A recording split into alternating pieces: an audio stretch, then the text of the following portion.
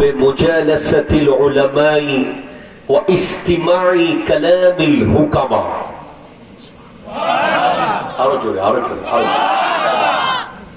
আমরা এখানে সুবহানাল্লাহ বলবো। এখন যে একটা শুরু হয়েছে না, একবার বলেন বিসমিল্লাহ, একবার বলেন সুবহানাল্লাহ, তারপরটা বললাম না। এই যে সুবহানাল্লাহ বিসমিল্লাহ নিয়ে যে মশকারি শুরু হয়েছে, এটা তো কুফুরির পর্যায়ে চলে যাবে, ঠিক কিনা? কথা জোরে বলেন। এই সব জায়গায় সুবহানাল্লাহ বলবেন না যেখানে টিকটক হয়, মজা হয়।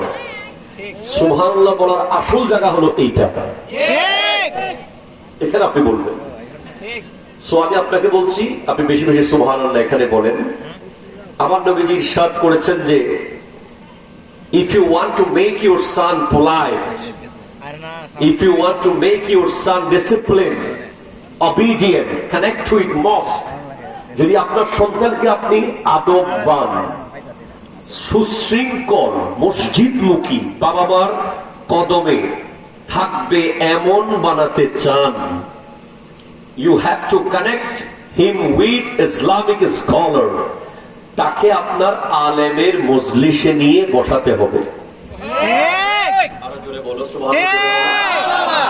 আপনি যদি আপনার সন্তানকে দিনদার বানাতে চান, তাকে যত বেশি আলেমের মজলিসে বসাবেন। আলেম মানে কি? আলেম মশকারি আলেম না, যারা ওয়াজের নামে নাচে ওই আলেম না, যারা ওয়াজের নামে গান গায় ওই আলেম না, ঠিক কিনা? কথা না?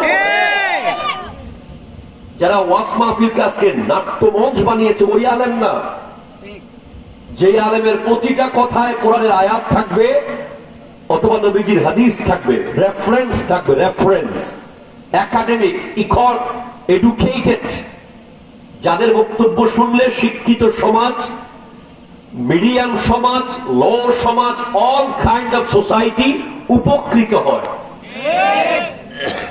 এইসব আলেমের মজলিসে আপনার সন্তানকে আপনার বসাতে হবে। নবীজি বলে গেছেন। ইয়া রাসূলুল্লাহ, বসালে কি হবে? নবীজি বলেছেন ফাইন্নাল্লাহা ইউহিল কলবাল মাইয়াতা বিনূরিল হিকমা কামা ইউহিল আরদাল মাইতাতা বিমাইল মাতার। যেভাবে বৃষ্টির পানি মরা জমিনকে সুজলা সুফলা করে দেয়, সেভাবে হক্কানি আলেমের বক্তব্য মরা কলবকে জিন্দা করে দেয়। সুবহানাল্লাহ। তো আমি বলবো, যারা মাইকের আওয়াজ শুনছেন, চট্টগ্রাম থেকে একটা মানুষ অষ্টগ্রামের কাছাকাছি এসে, আপনারা মেহেরবানি করে চলে আসুন, বসে পড়ুন। আমার আজকের বক্তব্যের বিষয় আমি আপনাদের কাছ থেকে নেব। আমি একটা বদভ্যাস, আমার বিষয় না দিলে আমি শান্তিতে ওয়াজ করতে পারি। একটা বিষয় দিয়ে দিলে আমি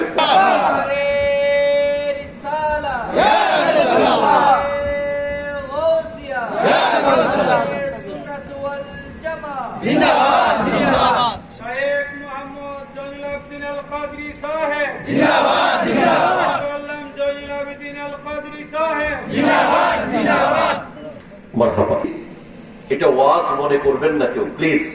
আমি ওয়াজ জানিও না, ওয়াজ করিও না, জাস্ট ইটস এ ক্লাস। এটা ক্লাস মনে করেন, কথা বলেন। ওয়াজ মনে করলে আপনি বলতে কিরে ওয়াজ তো গরম করে নেয়, মাইক টাইক ফালাই দেয় নাই, হুজুর জজবা দেখায় নাই, হুজুর নাচে নাই, গান গায় নাই, এটা মনে করেন। আপনি মনে করেন একটা ক্লাসরুমে আপনি আছেন, ইউনিভার্সিটি একটা ক্লাসরুমে আপনি বসে আছেন, এটা ক্লাস হচ্ছে। আউযু বিল্লাহি মিনাশ শাইতানির রাজীম, বিসমিল্লাহির রহমানির রহিম, মিনহা খালাকনাকুম وفيها نعيدكم ومنها نخرجكم تارة أخرى. سبحان الله.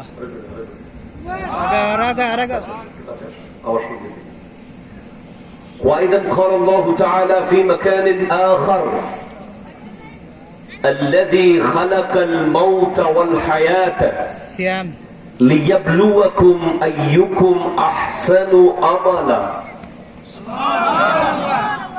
وأيضا قال الله تعالى في مكان آخر فكنتم أمواتا فأحياكم ثم يميتكم সুম্মা ইউহয়িকুম সুম্মা ইলাইহি তুরজাউন।